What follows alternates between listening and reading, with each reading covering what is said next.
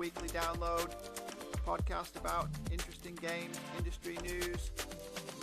Brought to you by Big Games Machine. Welcome back to the Weekly Download, brought to you by Big Games Machine. I'm your host Tom, of course. I'm joined again by Alex, although Alex is reportedly having some connection issues. So we'll see if we are joined by him today or whether he dips. I'm here right Alex, now. Introduce yourself. I'm here right now, and that's all that matters. Live in the moment, Tom. That is all that I would like you to live in the next few moments as well, so we can get through the episode. Although I very much appreciate the cavalier spirit of your remarks. But yes, we are back. I'm joined, of course, by Alex, and we are, as always, looking at a few big stories from the last 7 days in video games. So we've got 3 big stories today, the first of which is kind of less of a story. We're going to be looking at Circana have released a new survey that has some very interesting data about exclusive games, which I feel like we always are talking about exclusivity, and we know that recently Sony pulled back on PC releases and Xbox are internally having these conversations, and then Nintendo are just sat there like, yeah, buddy, you're never going to get our game on anything else. But we'll be looking at these things about exclusivity. We'll also be taking a little look at EA's latest financial results with record performance is the headline from EA's latest financials. Of course, EA soon to be acquired by the Saudi Arabian Public Investment Fund. So I'm sure they're very happy that their future asset has had such a good quarter. Mm-hmm. And then on the topic of Xbox, we will be taking a little look at the news that Xbox CEO Asher Sharma, new in the role, has confirmed that Xbox is winding down the presence of Copilot on its consoles. It was announced in March that Copilot would be coming to Xbox consoles, but Sharma's come in, and despite her very pro-AI persona, perhaps, in history, this is something where she's turned around and said, we won't be doing this on consoles. So there's our summary of the 3 stories to come. Alex, is there anything you'd like to add before we dive right in? Not to add. It's an interesting trifecta. I'm looking forward to getting into them. Especially, actually, the first story, because I think it's a really interesting finding. But I'll let you introduce Circana after the break. And we are going to kick off this week's episode with the news around this Circana survey that has revealed a few interesting data points, but I think the most interesting and the most notable, so we'll spend most of our time there, is the fact that exclusive games remain the biggest draw for consoles. So 41% of respondents to this survey cited exclusive games as their primary reason for purchasing hardware. Interestingly, it still remains the biggest reason, but it's actually dropped 8% since last year. So we've gone from 49% stating that as their number one reason to 41%. So I don't know. I mean, I don't know what necessarily could have caused that drop, but it's interesting that people are focusing on it less. But go on, Alex.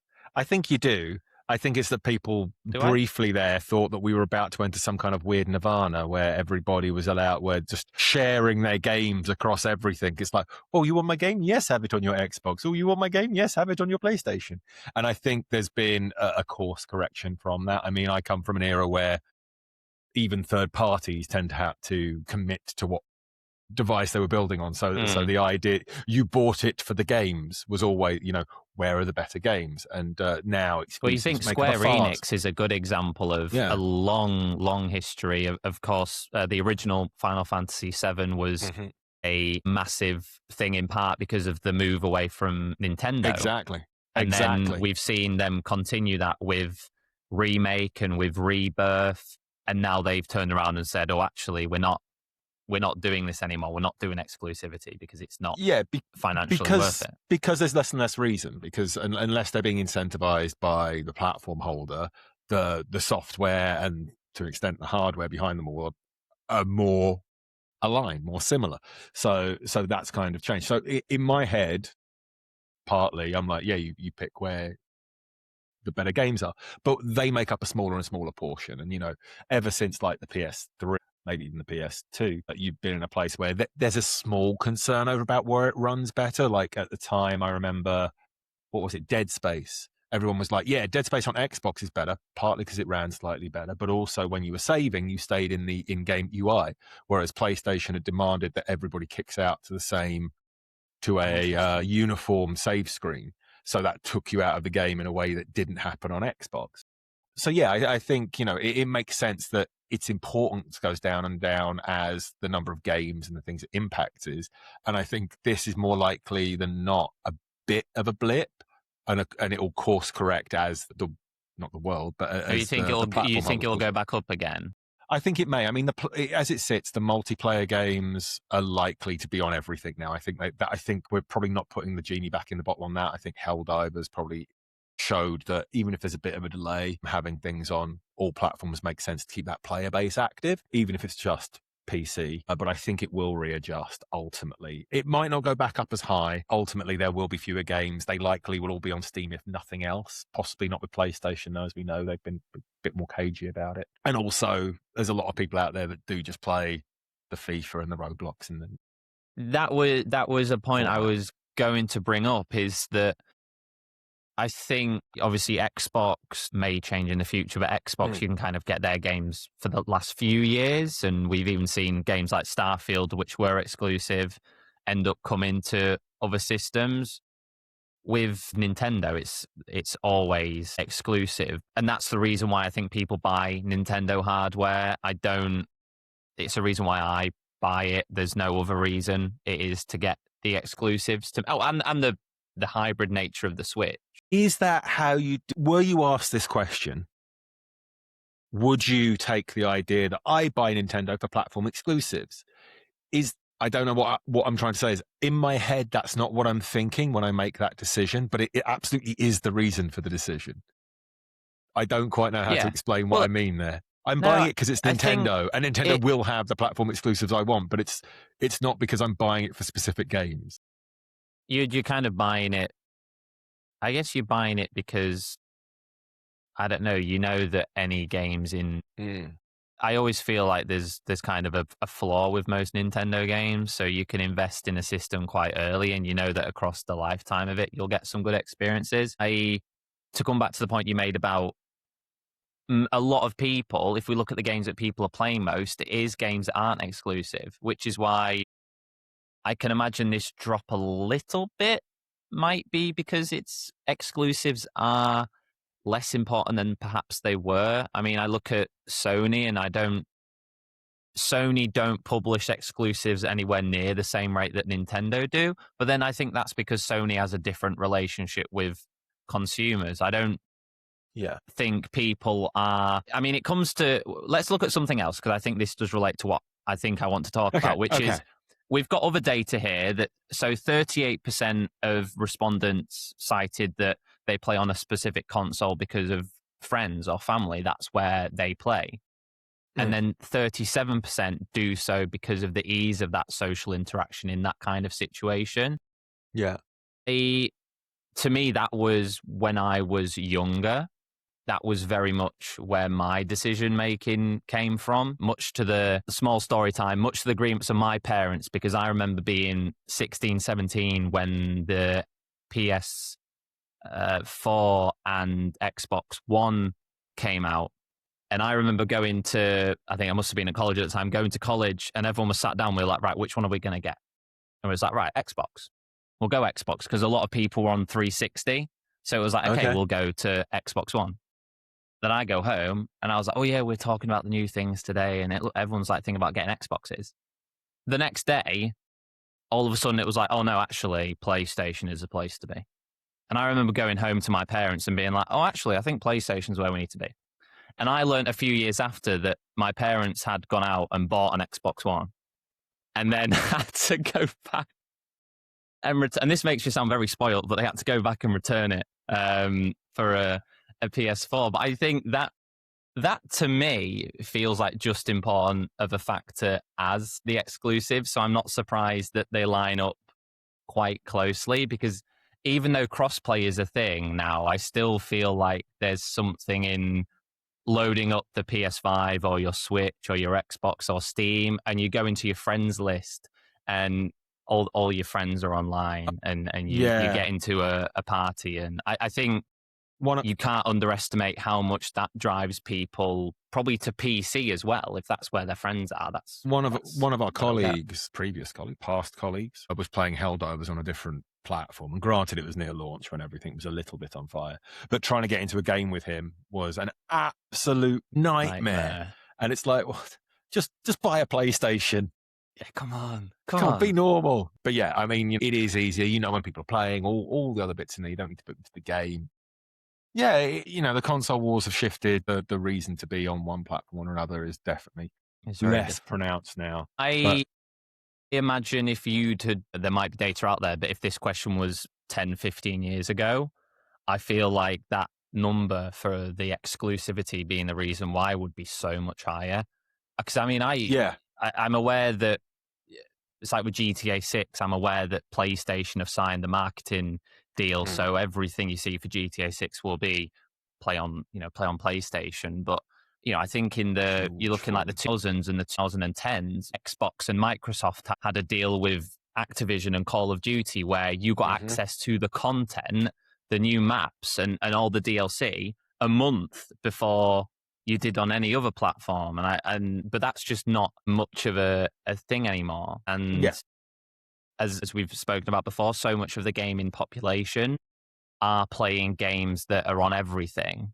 I don't think something like Ghost of Yotei coming out at the end of last year, I don't think that's a system seller in the way that exclusives were a decade ago. Because I think Spider-Man is, Wolverine will be. PlayStation still has exclusives that could still sell a system, I think. But it just feels like to me that a lot of maybe it's because of where we are in the generation, but especially with PlayStation, and I guess we have to mention Xbox, despite their rather weak sales in comparison. But people have bought the hardware, and at this point, ironically, I think the biggest system seller for Sony in years is going to be GTA 6, which will be available on Xbox anyway, which kind of counters this point. But I mean, I think looking at this data, it definitely explains why we're seeing this potential reversal from Xbox, and from Asher Sharma coming in and recognizing that even if exclusives aren't as important as they used to be, there's still a value there that putting your games on everything, maybe you're making more money, but the prestige of the brand, to me, is lower. I think if we're ever in a situation where you can play Zelda games on PC, Nintendo's brand suffers massively because of it, because it's not this closed off ecosystem, this kind of prestigious, you have our hardware, you have our games. It becomes a bit like, oh yeah, well, if you want to buy a Switch, you can, but you can play Zelda on. I don't even want to say it again. I could feel like I'm going to be sick. Oh, no, you're absolutely. I'd love to see. Obviously, we've only got in front of us. We've only got a few years' data. What that would have looked like over the last 10 years, and then the kind of ups and downs. But I would imagine this was 8%. It's a large drop. I imagine in like 1995, it would be like 99%. Oh, absolutely. But I'm thinking a lot along the lines of, I bet there will be a rebound on that. Perhaps not up as high because, as Fortnite, Roblox, all these things that do sit but across both. But I do think that with all the companies being a bit more protective of their IP again, like we tested it, we've decided not to. I think we're going to see some of that rebound, because I think there was this kind of hope last year that we were about to enter a different era. It would be interesting to me to see a potential breakdown of people answering this question, but also listing their preferred hardware. Because I imagine if you ask this question to 1,000 people who only play on the Switch, that figure would be ridiculously high. Is that 41% just people who own a Switch? Well, yeah, it could be a case where you've got PlayStation and Xbox users are at 20%, and that would be fascinating. Yeah, yeah, to see it broken down by platform, those percentage answers. Yeah, I just think it'd be hard to ask that, because if I was doing this, and it would be a case of that my main hardware changes every day, because it depends on, well, it does though, and maybe not every day, but every month or so. I mean, if you ask me when the new Spider-Man game comes out, well, I won't touch the Switch for weeks. Whereas, well, yeah, I'm not sure that's main though.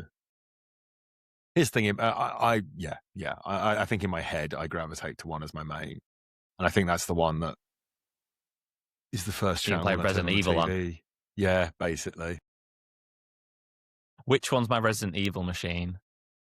Yeah, PlayStation is. PlayStation, yeah. And I think interesting data. I think the last point that I just want to touch on briefly is if we look at the social aspect again, I think the fact that still ranks so highly demonstrates that it almost is irrelevant how different platforms market themselves, because for a lot of people, that decision does just come down to where their friends are, where their family is, where the people they play is. And I don't think, especially with crossplay now, I don't really think there's much you can do about that, because people will buy the hardware they want. Because it does beg a huge question though, because obviously with 360, Microsoft dominated in most regions, at least certainly the more profitable regions. And then the mistakes they made, which we've talked about ad nauseum previously, for Xbox One really kind of sank the brand loyalty. And I don't mean brand loyalty in that sense. I mean ecosystem, actually, because, people won't come off of Android or iOS because that's where everything they're operating on is. Yeah. And if friends are the backing of this, and, people very rare, everybody screams about backwards compatibility, but the moment the new machine comes out, everybody just wants the new games, really, with a handful of exceptions. You're talking to the person who the last two games they've completed, and the third one they're currently playing are Pokemon Fire Red, Super Mario Galaxy, Super Mario Galaxy 2. We know Nintendo sits outside of this.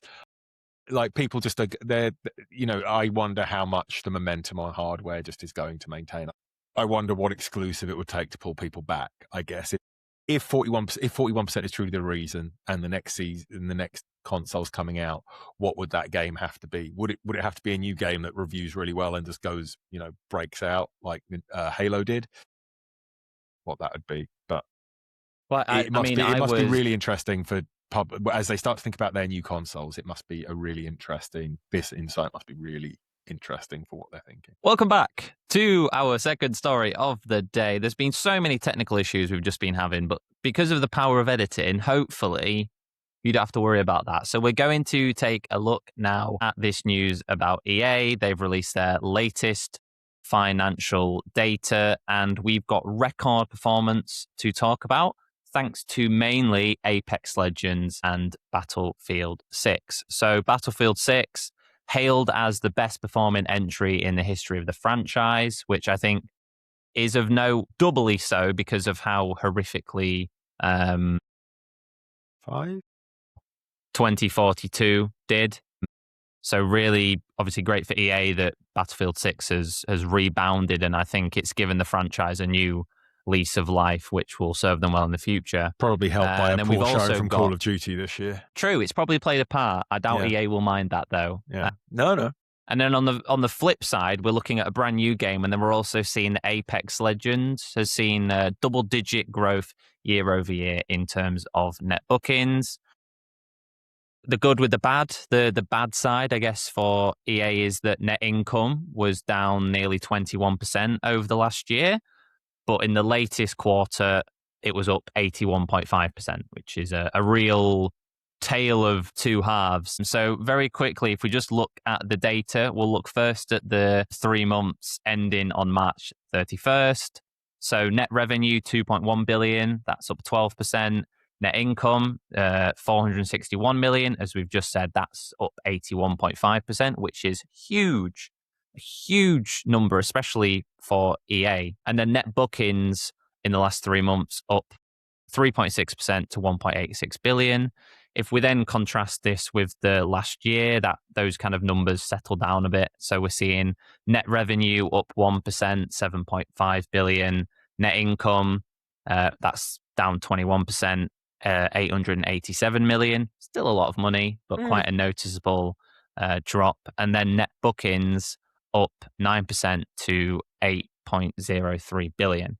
So I guess we've got to me, as someone who's not a financial expert, this kind of looks like EA's not had an amazing year, but they've had, and I feel like I'm stating the obvious, but they've clearly had a phenomenal last quarter, which has kind of saved what might have otherwise been a weaker year. Yeah. And I always forget that, of course, they're probably forecasting growth anyway, because I'm looking at this and very quick, top of my head maths, like, assuming that they remained on target for that final quarter, they probably have just made net income, failed on revenue, and likely been down on booking as well. Actually, I think especially looking at that net revenue percentage, up 1%.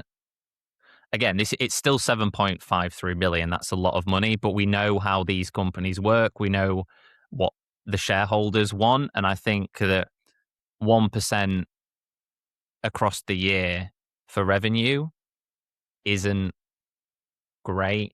And I mean, the net income, again, even worse, down 20%. I doubt anyone at EA is happy with that. So it does kind of feel like we're putting there's a positive spin being put on a few areas, but overall things aren't looking bad, but they're not maybe where they'd want to be. I reckon coming into Q4, Q1, real world, they were probably very, very nervous because they were quite a long way off targets, or just scraping to targets in terms of income, which is fast. But more power to them. I don't know what in that last period drove Apex to the point it was at, but obviously Battlefield's performed incredibly well and only continued to do so if it's continuing all that kind of interest. And obviously it's being driven in terms of change from that, but I'm sure the workhorses of Madden and for what was FIFA. I don't know if it's what was Madden now, actually. I don't pay any attention to the American football side of things. But obviously they're the workhorse that keeps that baseline going on top of that, I'm sure. Yeah, I think elsewhere, numbers. not necessarily as big as the Apex and Battlefield news, but we were seeing net bookings for what they classify as the global football games, so EA Sports FC, FC Online, and FC Mobile. Small single-digit rises in growth for the financial year 26. I think, to me, what all of this highlights is that evergreen games, for having a catalogue of evergreen games in EA's position, is a massive help. Obviously, Battlefield 6, I think, is the headline here. And as you've said, Alex, I think what EA have done really well is recognise that there's a lot of Call of Duty fans and players and wider gamers who like to play first-person shooters that are very dissatisfied with where that franchise has gone.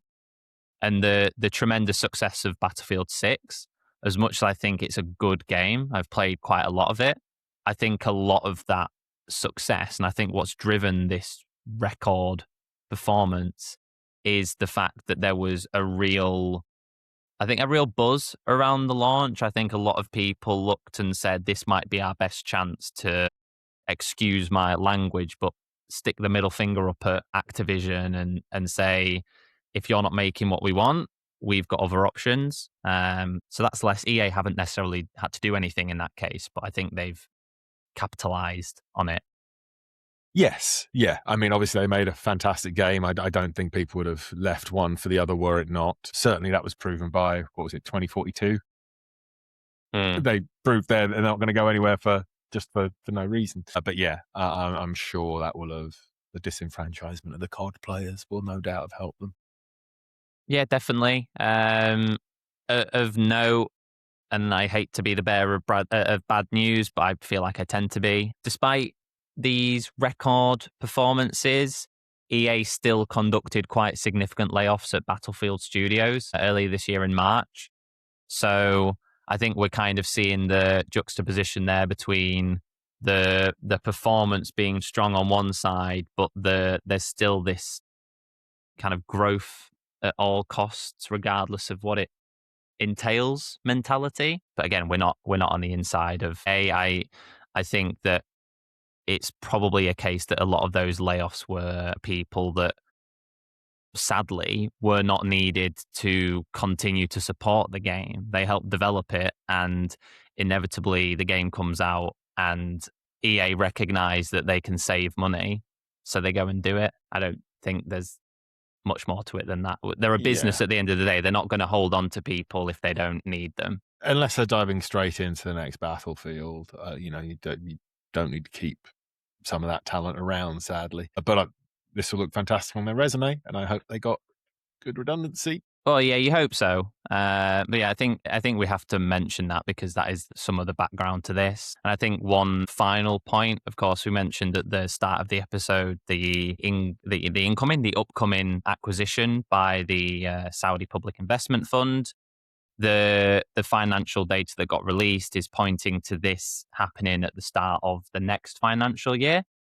And that will be an acquisition of 93% of EA. I imagine this kind of news has been good for the PIF to see that things are looking nice. They've had, Battlefield's doing really well. I think potentially for the PIF, the Apex data is more important because I imagine they can look at that and think, okay, we don't need to worry about making a new live service game to fill that particular void. Absolutely, they've got that, and obviously also all the sports games, which they have huge affection for. They have a lot of esports champions based in FIFA, I think. So yeah, it all looks very healthy for that acquisition. I'm sure it works well for them.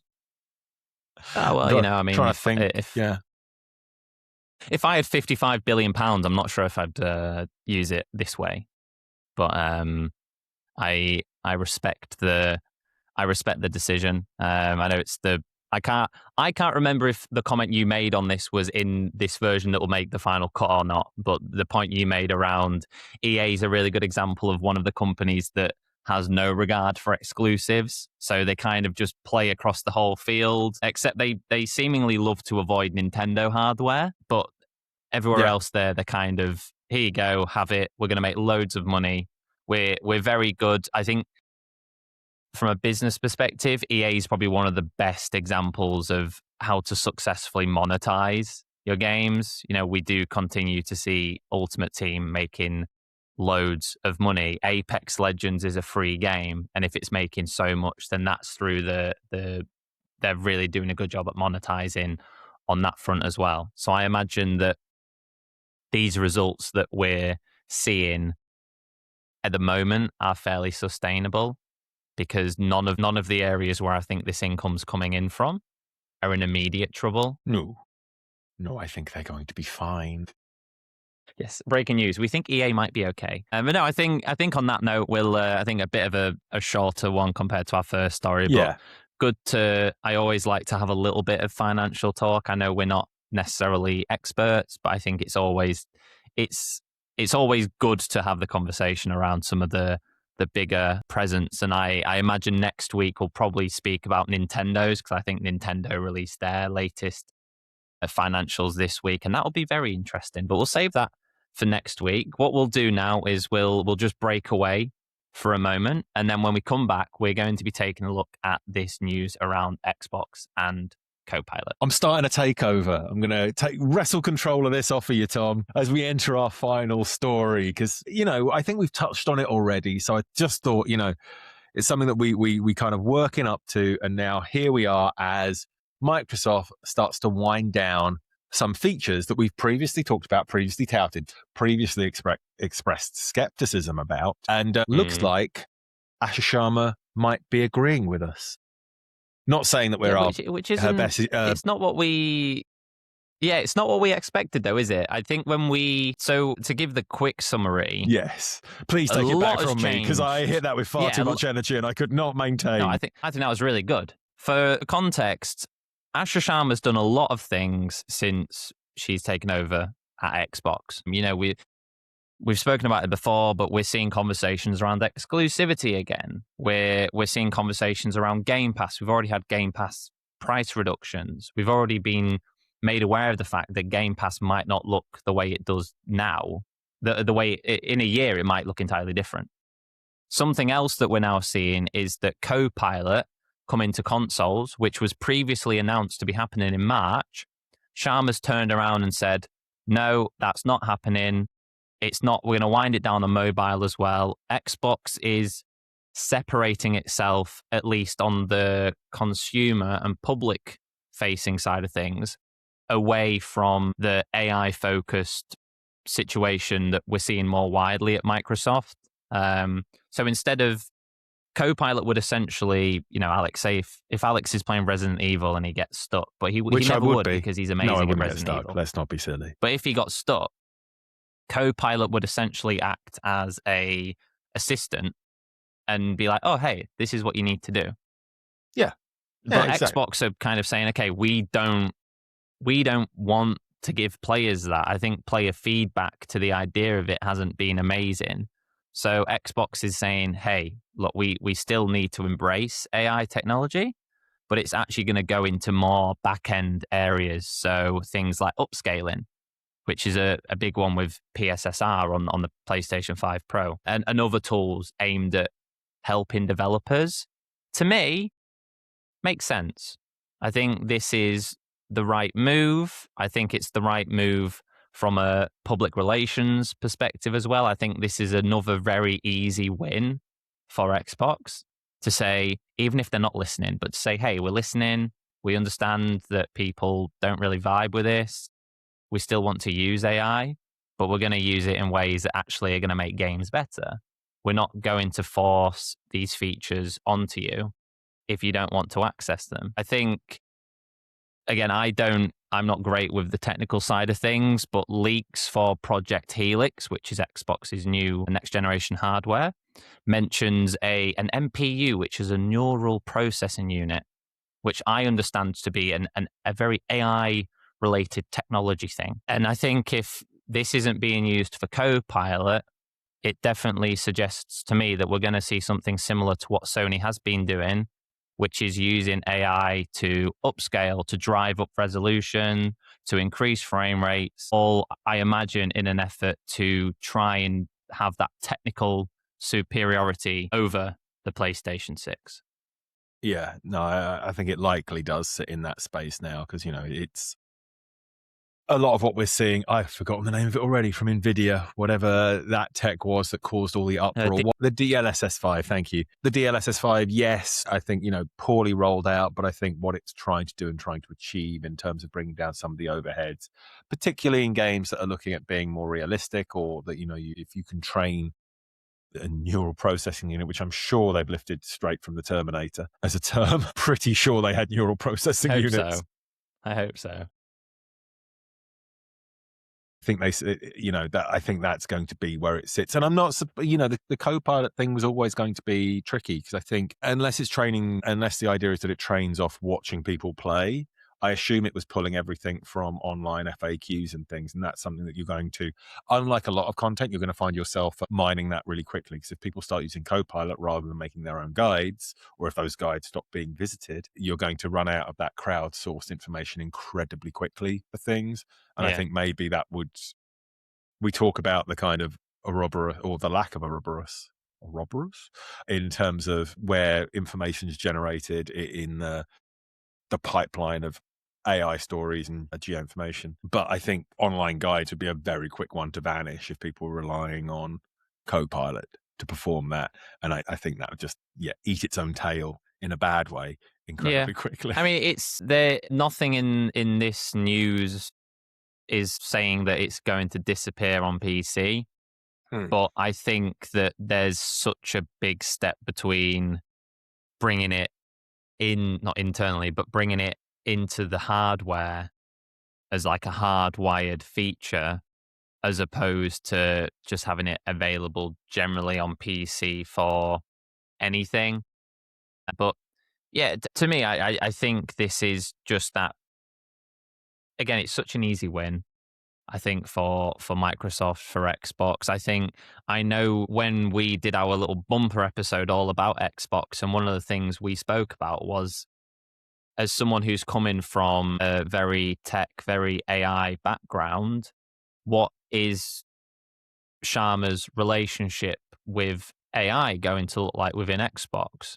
And I think it was very easy, and I know we did it to an extent, but it's very easy to look at the facts, to look at the history and think, okay, if she's very heavily invested in this anyway, are we going to have a situation where we're just pumping everything in? Whereas actually what we're seeing, and one of the first things she said was, we're not going to fill the platform with soulless AI slop, I believe was the exact terminology that she did use. Don't want to misquote, but I believe that's exactly what she said. And I think this is an example of that. I think as someone who has a PS5 Pro, PSSR is fantastic. I'm amazed by how good that technology is. And I think if Xbox tries to do something similar, it will be a real advantage for them. And I think that's the intelligent use of AI that some people might not like any of it.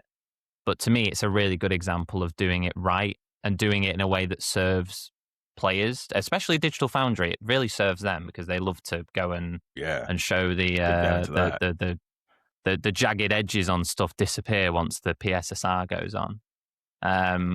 But yeah, I was surprised by this because I really thought that it was something that across the board Microsoft would be like, well, we're going to do it anyway, and we're bringing someone in who's very experienced with AI. So I just didn't see a reversal like this happening so quickly. They're on a very strong, I don't want to say PR necessarily, but certainly a hearts and minds push between the reducing the price and now this, but they're basically hitting all of the online commentator negativity points and answering that call, which in this case, I think people had moved on from Copilot. Honestly, I'm sure it would have come up again when news came out, but they could have quietly implemented it and kept going. So I think it's an interesting choice. I think the lowering of Xbox Live was based far more on a market reality of actually we get back Call of Duty, we make back the money for that. It all makes sense to do this. Like it's a balancing act of where the money is. Whereas in this case, it really is just maybe they're not seeing the profitability in it. Maybe they're not seeing the business case, and that's where it's coming from. But it does feel a lot more like, no, it didn't resonate with players, so we're not doing it. It's very consumer friendly, isn't it? To me, and whether they're doing it for the right reasons or the wrong reasons, this is the outcome, which I think I don't have any, I can't think of the word now. I don't have any position in this fight. It's kind of irrelevant to me because I'm not going to play on the hardware. But I think if players on Xbox were so against this, it doesn't matter why it's happening. The fact that it is good. I think the point that you made as well about guides, and we don't want to gut the journalistic ability to or even help the fan people sourced. figure things out. Yeah, even fan source. But here's a question: if were Copilot just generating information from the internet to answer questions, if you asked it questions about Dark Souls or Elden Ring or Sekiro, would it just say "get good"? Would that be Copilot's response to people if it was? Well, on that exact note, I'm wondering how easy it would be to essentially kind of, I think, like over the responses. Oh, because let's be honest, I think about 95% of the AI summary things I see on anything, it's using Reddit. So how easy would it be to kind of force Copilot into giving people really bad advice just because you can bombard? It feels a bit similar to, I've seen people do it in the past on like the Star Wars subreddit where they'll they'll vote certain posts so that when you Google something, the first thing that shows up is an image of like a certain character. And now I am picturing this kind of thing where someone's stuck in Elden Ring and it's like, oh, Copilot, what do I do? And Copilot's just like, get better at the game. Yeah. You kind of suck, man. I don't even think you'd have to. Better. I don't think you'd have to do anything to make that happen. I'm pretty sure that's just the online sentiment around it. It will just send you that video. There's that guy who's like beating every boss using the Guitar Hero guitar, that guy. All those kind of things. Well, this person was able to do it with a guitar peripheral. Why can you not do it with a controller? Thanks, Copilot. I'm getting cyberbullied by an AI assistant. I don't. That's all just speculation. I think to summarize, another big move from Xbox, another positive decision, I'd say, if we're looking at what the consumer reaction was initially. And yeah, I think you made the point, Alex. Xbox at the moment are have got a real bit of momentum. They seem to be making lots of correct decisions. They seem to really be trying to win back the hearts and minds. I don't think it's as easy as, you can't just repair the reputation of Xbox in a few months, but it's definitely the right few steps. And I think if we're looking new consoles in a few years' time, a lot of this can really snowball and might put Xbox in a much better position by 2028 or whenever this new hardware will arrive. And so I think on that note, we'll break away again for the last time, and then when we come back, we will rapidly run through. We've got 3 stories to run through quickly today. 3 quick stories, and we'll try and get through them as quickly as possible. Might even do a bit of parkour to get through one of them. Yeah, I reckon. Welcome to this week's Rapid Rundown. We've got 3 stories to run through today. We originally had 2, but Alex did demand that another one get added at the end. Yeah, so you can look forward to making me laugh, that one. No, I don't know which one's making you laugh. The first of these is the one I think is the funniest, which is that, Alex, if I had to ask you which video game IP makes sense to be adapted into a theatre production, how high on that list would Assassin's Creed place? It wouldn't be at the bottom. It wouldn't be at the bottom. It wouldn't be at the top. What if I told you that a former Cirque du Soleil director... I actually know my answer. Sorry, I'm going to... Resident Evil, because there is an in-canon play from Resident Evil that you can vaguely find online to keep up with the story, but it's only in Japanese. There we go. So that's what has Alex has got his Resident Evil mention in. Well, maybe that's what they'll do next. But yeah, We've got 2 hours of parkour is what is being pushed here. Very few details about what this will look like. Mirror's Edge the game. Like I said, we've got... Mirror's Edge for theatre production. Yeah, potentially. I'm wondering what theatres they'll be doing this in, because how can you do... Are they going to be like scaling around the room? But I'm thinking, for anyone who's not that old theatres are just a thing in the UK, but I'm thinking of like West End theatres with these golden decorations and this grand, prestigious look. And then I'm picturing someone just dressed as Ezio flinging themselves around the room and swinging from ropes. And I'm into it. I kind of want to be there. I like this. I'm actually worried I derailed us so hard that you never actually said Assassin's Creed. But yes, this is Assassin's Creed. Oh, yeah, maybe. I can't remember if we did. It is Assassin's Creed. I don't know if we did. What's the answer to the question? Assassin's Creed. Yeah. Yeah, Ubisoft have partnered with a former Cirque du Soleil and Olympic ceremony director to create Herodis, Echoes of the Past, a 2-hour stage production defined by acrobatics, urban parkour, choreographed combat, and physical feats within large-scale immersive visual environments. I'm excited to see what this looks like, because obviously, the kind of traditional theatre is like changing sets quickly, doing all, impressive things like that.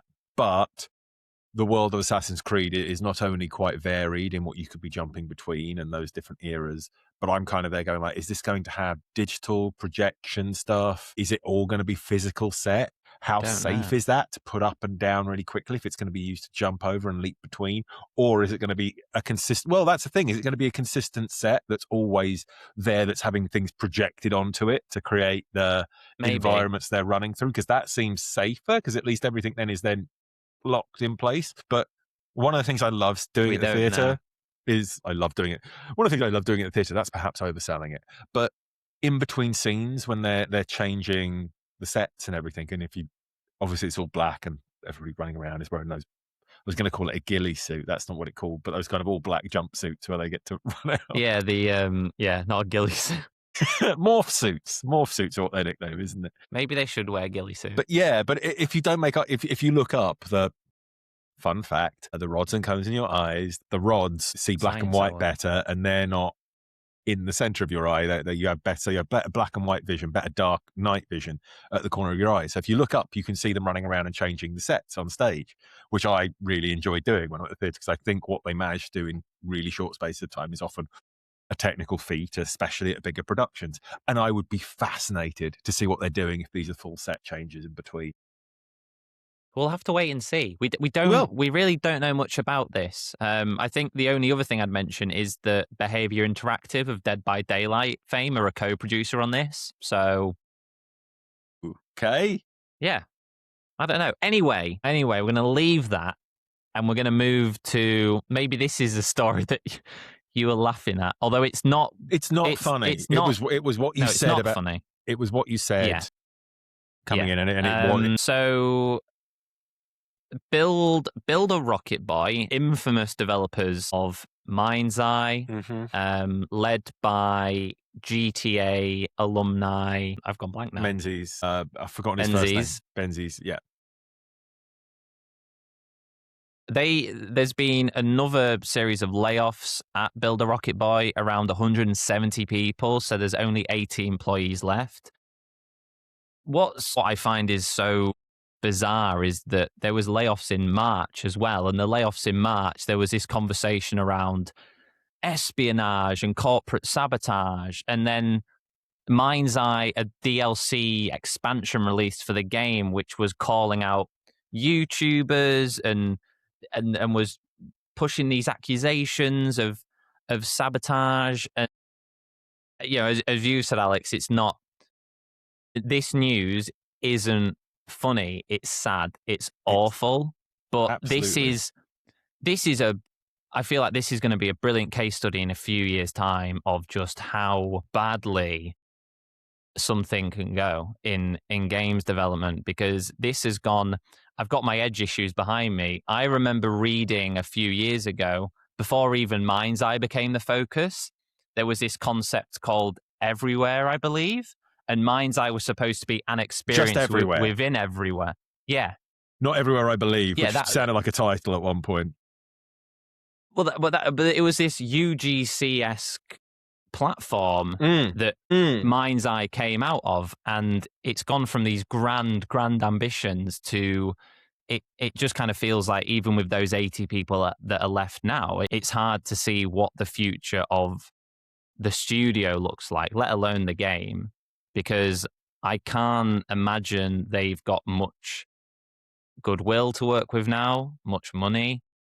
And I don't see how this possibly ends in anything but the studio going under. And it was such a big production even a few years ago, and it's really just dissipated into being nothing. Yeah, no, it's a really fascinating, sad, incredible talent up and down the board that clearly...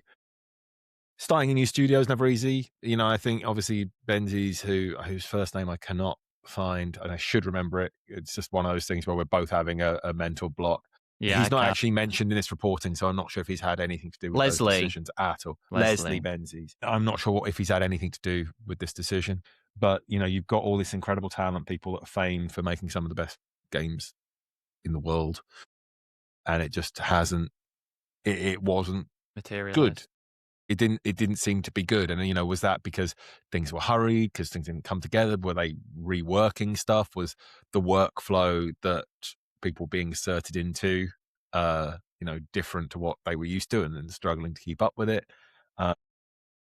It's wild to think that something that had this much backing, this much kind of buzz around it, ended up quite like this. Now. Yeah. Well, on the topic of buzz, our last little story for this week, for the rundown, is that last night, Miyamoto, I believe, tweeted via the Nintendo account. He was like, hey, we're releasing a direct in a few minutes about Star Fox, so give it a watch. People went in with bated breath. They thought, what could this possibly be? It's a new Star Fox game, but with a big asterisk, which is that seemingly Nintendo refuses to engage with Star Fox unless it's a remake of Star Fox 64. So we've got Star Fox coming to the Switch 2 in June, but it is essentially a remaster, a reimagining, a remake of Star Fox 64. So if you haven't had chance to play Star Fox 64, Star Fox 3D, or Star Fox Zero, you're in luck. If you have played those games before, you might not be in luck. Yeah. It looks good, but it does look like something we've seen a few times before. Very safe. I wonder if this is Nintendo kind of saying, hey, let's see if people are interested in Star Fox. And if they are, we've already got an engine for this game now, so we can make a new one. But we don't want to commit too much, is the vibe I get. Yeah. Alex, I think you said you've played 64, I believe, in its. Have you played the original? I played 64 and Star Fox 64 DS, I think were the two that I played. And, they were fantastic games. I loved the original was very much a product of its time. Like, it was 3D on a cart, obviously cost a fortune because it had to have its own special chip in there. Oh, it was what was the chip called? Is it do not recall what it's called. The SNES one was the first. I can't think what that had it. The modes. What was it? It wasn't Mode 7. Wasn't it? Mode 7 was not Mode 7. The scaling that they did, so Bowser could kind of spin out the screen. All the sprites has got bigger and bigger and bigger and bigger. It was the Super FX chip. There we go. The Super FX chip that they put in there, and they used it for that and Stunt Car, and I think that was it. To me, what's more interesting is that there's apparently quite a big multiplayer element in this one, which I like the idea of having. I was a sucker for like the air supremacy. I think that was a game mode, but within like the Star Wars Battlefront games, I've always been a big fan of aerial combat games. So I imagine, again, this all just feels like a bit of a testing ground for whether there's interest in the IP, especially with the presence of Star Fox in the Mario Galaxy movie as well. So I guess if you like Star Fox and you want a new game, then probably going to have to cross your fingers this one sells well. But it's cheaper than a lot of the other first-party games as well, so the pricing seems quite good, quite competitive. Yeah, I feel like that there's a lot going for this, and I think it's so far removed from even the last versions, but it does feel like a little bit of a for fans of the franchise. Yeah, like, I imagine if you are like a die-hard Star Fox fan, I think like, again? I think the Wii version was a little different. I don't think it was just an N64. I think it was just like taking elements. But obviously, with that in mind, the last real Star Fox game was... I played the Wii U version, and I don't think I've ever experienced a worse control scheme in my life. Detested the... and I'm sorry, Miyamoto, because I remember Miyamoto did such an enthusiastic video about the fact that you could like aim using the gamepad. I was like, no one wants... Again, I loved my Wii U so much, but everything was just like, how can we make it really annoying because we have to make people use the gamepad? Fan of the podcast, Miyamoto will be upset by this. I'm sorry. No, but that makes really the last game that we were like did Star Fox from scratch would have been Star Fox Adventures on the GameCube. Is that right? Yeah. That's wild. Yeah. Which itself and that wasn't even. It's not even normal Star Fox. Is it? It wasn't Star Fox. It was a rare game. They were like, we've made this. It was good though. I think I've played. I think I played Adventures on an emulator. I've played 3D. I played the 3DS one. No, At the time I played some of it, but yeah, it was strange deviation. new Star Fox. It seems, I love Nintendo to bits, but there's a lot of, if I look at the first year and a half of the Switch 2, very heavy reliance on that long old games, especially with some of the other rumors that are pointing to certain holiday games this year. But I have to think Nintendo know what they're doing. But yeah, slightly disappointing to me that it's just another version of 64. Like you said, Alex, it's a product of its time. By no means a bad game, but I do wonder how well, even with this reimagined version of it, how well it will translate to new audiences. But then I mean, what? Oh no, that doesn't work. When was the original Star Fox? We're not going to know because it's 28 years since the last Star Fox 64 since it was made, right? 98. So I feel like it was 92. Okay, so we're not aiming for an anniversary. We're not aiming for an anniversary. Okay, scrub that. I thought maybe they were just like, we need a Switch 2 game in June. What have we got? And they were like, well, we got Star Fox. Yeah. Can always pull out Star Fox. We'll pull out Slippy. I mean, I'm looking forward to seeing Slippy again. Yeah, no, absolutely. Slippy's my guy. So I don't care about the rest of them. I just want like photorealistic Slippy. I hope, because I think they gave them voices in the end, didn't they? The original was always very Simlish. I like those voices. I've always been a fan of with like Zelda in the Wild era games where they just have like I'm very much a fan of that style of voice acting. Yeah. Because it makes it easier if you just want to skip through the dialogue. Not that I like to do that too often, but if you need to, it's just like... It's a thing we're so far off topic now, but the Animal Crossing ones are actually they're actually saying the words, aren't they? But it's all very phonetic. Yeah, it's just very distorted. Yeah. I mean, and then again, you have like the flip side of that, which is Tomodachi Life, which because they do say actual words, people end up with the most bizarre. But anyway, vastly off topic. Yes. But yeah, I think we'll wrap there because we could go on and talk about silly voices in games. Endless amount of times. But thank you, Alex, for joining me. It's been despite our technical issues, it's been a pleasure as always. And as I always do say, and we always like to do it, if you want any more information on the stories we've discussed today, you can find all the links in the description below. You can also find down there the links to our daily download newsletter, which is 5 days a week. Very similar to what we do here. We like to talk about the biggest stories of the day, what's happening, what's not happening, what it can mean for the industry. We also have the LinkedIn weekly download, which is available via LinkedIn, if you'd have to guess. Link for that will be in the description. Again, 5 days worth of stories, the biggest news of the week, right to you, so you make sure you stay informed. If you have enjoyed this edition of the weekly download podcast, be sure to share it with someone that you know, give us a follow or a subscribe, and I think that's it. I've done all the usual bits. So Alex, do you have any closing thoughts today? I don't. I'm just ratcheting through my brain to see if I've got any Star Fox merch that I can hold up for the pack shot, thumbnail for this one, but I don't. So sadly, I am sad to say that my copy of the 3DS game was traded in at Game a long time ago, I imagine, sadly. But anyway, thank you so much for listening. We'll see you next time. See everyone next Goodbye. time. Bye.